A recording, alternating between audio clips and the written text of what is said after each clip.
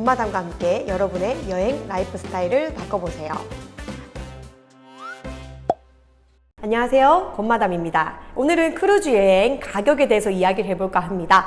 여러분들이 크루즈 여행을 준비하신다면 크게 4가지를 항상 머릿속에 염두에 두고 여행 플랜을 계획을 하셔야 되는데요. 가장 중요한 크루즈 여행 비용, 이거는 크루즈 안에서 숙박비, 먹고 자고 노는 게 모두 포함되어 있습니다. 그래서 크루즈 여행 비용 플러스 비행기 값, 우리는 모항지가 아니기 때문에 어디 출발하는 나라에까지 비행기를 타고 가야 됩니다. 이 2가지가 가장 큰 비용을 차지할 것이고요. 세 번째는, 이게 좀 중요한 포인트인데요. 세 번째는 비행장에서 크루즈가 정박해 있는 크루즈 터미널까지 이동하는 수단, 이 부분에 대해서 디테일하게 이야기를 해드릴 겁니다. 그리고 4번째는 선상 팁입니다. 의무적으로 발생을 하기 때문에 이 크루즈라는 거는 귀족 문화 기반으로 출발을 했고, 크루즈를 타고 다니는 옛날 귀족들이 불편함이 없기 위해서 수영장, 공연, 먹는 것을 만들어 놓고 그게 상품화 된 겁니다. 그래서 그 크루즈 안에서는 충분히 라이프를 여러분들이 일상생활 속의 라이프처럼 즐길 수가 있습니다.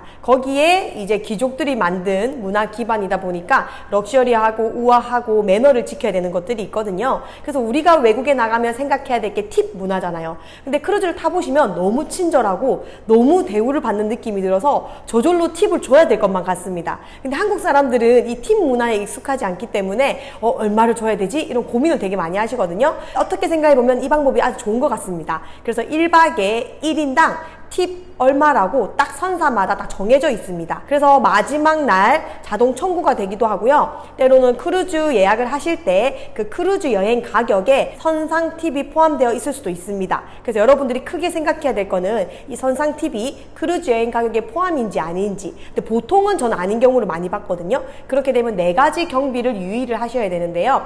자, 크루즈 여행은 가성비를 높이려면 여행사 아니고요, 선사 다이렉트 예약 아니고요, 멤버십을 추천드렸고요. 2번째는 비행기 값인데요. 비행기 같은 경우에는 여러분들이 검색을 해보면은 최저가라고 나오잖아요. 그래서 스카이스캐너나 네이버 항공이나 인터파크 항공 등 항공료를 저렴하게 여러분들이 이용하는 곳을 추천드립니다. 근데 여기서 중요한 건 3번째인데요. 저랑 다른 분들하고 조금 다른 점은 뭐냐면, 저는 크루즈 여행 비용을 멤버십을 통해서 반으로 전략을 하고 심지어는 더 0원으로 전략을 한 사람이기 때문에 이 크루즈 여행 비용을 아낀 만큼 이 비용을 차라리 비행장에서 크루즈 터미널까지 이동하는 경비에 좀 많이 투자하는 편입니다. 왜 그러냐면, 이번 일본 크루즈 여행만 하더라도 저 같은 경우에는 아이들 3명을 데리고 이제 엄마와 이모님과 저희 남편과 가야 되는데 7명이 떠난다고 하고 아이들과 함께 떠난다고 하면 이미 피곤하죠. 그 상태에서 비행기를 타고 일본에 도착을 했는데 크루즈가 정박해 있는 항구까지 가야 된단 말이에요. 비행장에서 이 항구까지 가는데 많은 노선들을 알아보실 거예요. 자유여행이 가능하고 1명이나 2명 정도 여행이라면 지하철을 타고 버스를 타고 이런 식으로 이동을 하면 되지만,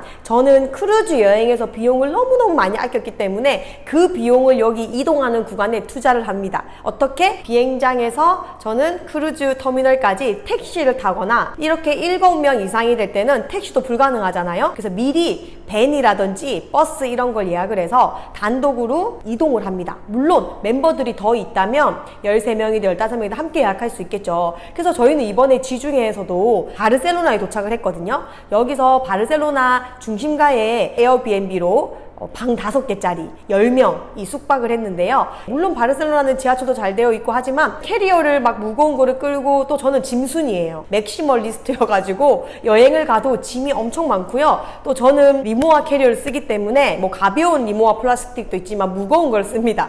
그러면 짐이 일단 너무 많고 무거운데 이동을 하면서 그냥 짐을 들고 내리고 계단을 이동하는 자체가 제가 여행 중에서 가장 고통스러워하는 순간이거든요. 그래서 그 구간이 피곤하면 여행을 가도 도착했을 때 굉장히 피곤합니다. 여행의 출발부터 피곤하면 그 다음부터 여행에서 왠지 모르게 짜증이 나고 뭔가 피곤한 일들이 일어나더라고요. 그래서 저는 최적의 상태에서 크루즈를 타는 걸 좋아하기 때문에 도착하자마자 밴을 예약을 합니다. 지중해에서 저희가 밴을 예약을 해서 도착할 때 피켓을 들고 있었고요. 바로 탑승을 해서 시티까지 갔습니다. 그리고 시티 호텔에서 또 크루즈 터미널까지 이동을 할 때도 물론 밴을 탔습니다. 그런 것처럼 이번에 일본에서도 제가 크루즈 꽤 먼 거리예요. 그래서 비쌉니다. 그래서 저희가 7명 밴과 10개의 짐을 예약을 하니까 30만 원대의 교통수단이 나왔어요. 왜냐면 일본이 두 가지 포트가 있는데 하네다 같은 경우에는 가까워서 한 20만 원대인데 여기 나리타 공항에서 요코하마까지 가려고 하니까 30만 원이 넘더라고요. 제가 7명인 것도 감안하고요.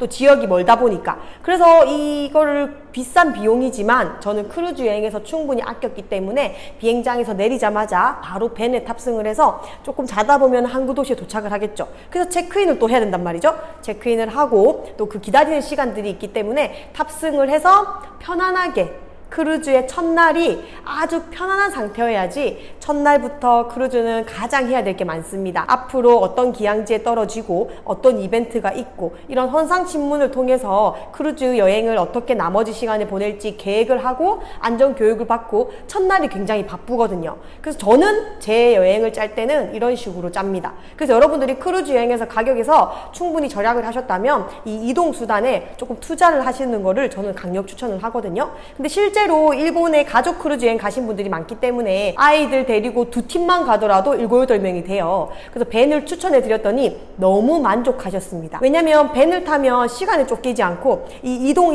하면서 괜히 또 그 크루즈 탑승 시간 못 맞출까봐 조마조마한 것들이 있잖아요. 이런 것들을 배제하면서 크루즈 탑승하기 전까지 최상의 상태로 크루즈를 타자는 거죠. 이것만 여러분이 지켜도 여러분이 크루즈를 탑승했을 때 거기서 주는 우아함과 럭셔리함을 쾌적한 상태에서 가장 좋은 체력의 상태에서 첫날부터 화끈하고 열정적으로 크루즈 여행을 모두 100배 즐기기가 가능합니다. 반드시 크루즈 여행은 공부하는 만큼 즐기실 수 있기 때문에 가성비는 높고 더 럭셔리하고 우아한 여행, 여러분의 여행 라이프 스타일이 바뀌는 크루즈 여행 응원드리겠습니다.